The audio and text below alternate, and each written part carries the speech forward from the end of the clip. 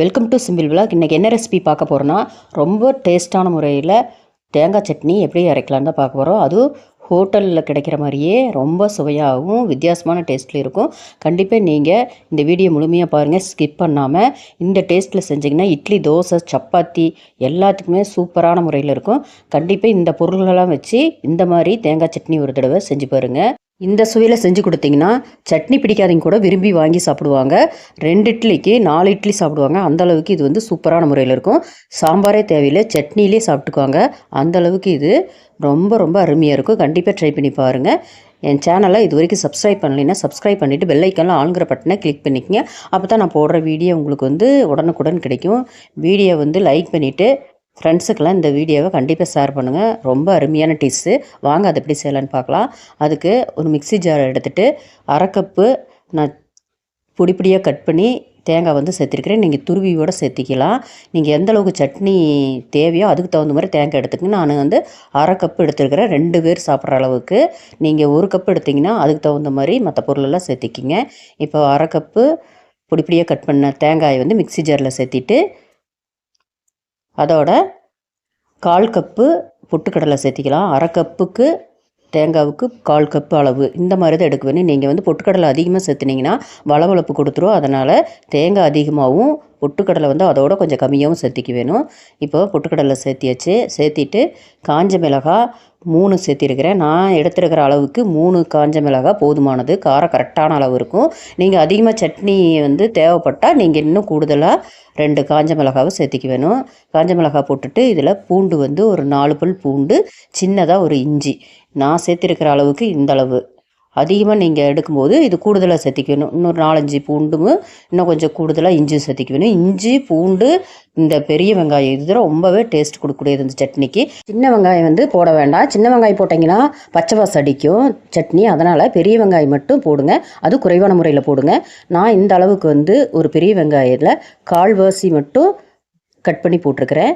நீங்கள் வந்து கூடுதலாக எடுத்திங்கன்னா இன்னும் கொஞ்சம் சேர்த்து போட்டுக்குங்க. இப்போ கல்லுப்பு வந்து தேவையான அளவு சேர்த்திட்டு கொஞ்சமாக தண்ணி சேர்த்தி இதை வந்து ரொம்ப நைஸாக அரைக்காமல் பருபருன்னு அரைச்சிட்டு வந்துட வேணும். நைஸாக அரைச்சிங்கன்னா டேஸ்ட்டு அந்தளவுக்கு இருக்காது.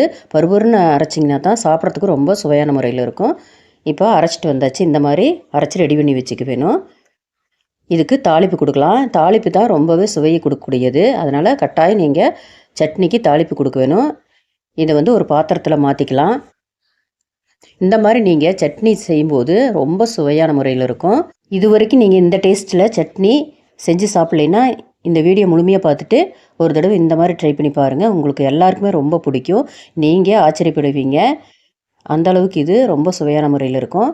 இப்போ சட்னி பாத்திரத்தில் மாற்றிட்டு கொஞ்சமாக மட்டும் நான் மிக்ஸி ஜாரை அலசி தண்ணி சேர்த்திக்கிறேன். நான் சேர்த்துருக்கிற அளவுக்கு கெட்டியாக வரும் சட்னி. உங்களுக்கு இன்னும் கொஞ்சம் தண்ணியாட்ட சட்னி தேவைன்னா இன்னும் கொஞ்சம் கூடுதலாக நீங்கள் தண்ணி சேர்த்திட்டு கலந்து விட்டுக்கலாம்.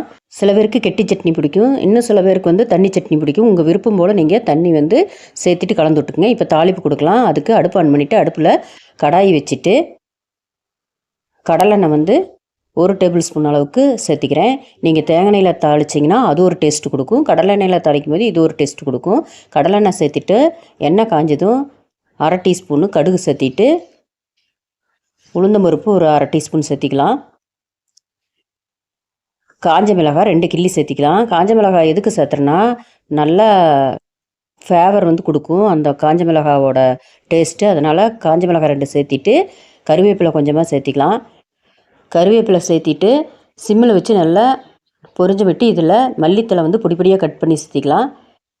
சேர்த்திட்டு நல்லா கலந்து விட்டுட்டு ஸ்டவ்வை வந்து ஆஃப் பண்ணிக்கலாம். சில பேர் வந்து சட்னி வந்து தாளிக்காமல் சாப்பிடுவாங்க. ஆனால் தாளித்து விட்டு சாப்பிட்டு பாருங்கள், ரொம்ப சுவையான முறையில் இருக்கும். இப்போ தாளித்ததை சட்னியில் ஊற்றி நல்லா கலந்துக்கலாம்.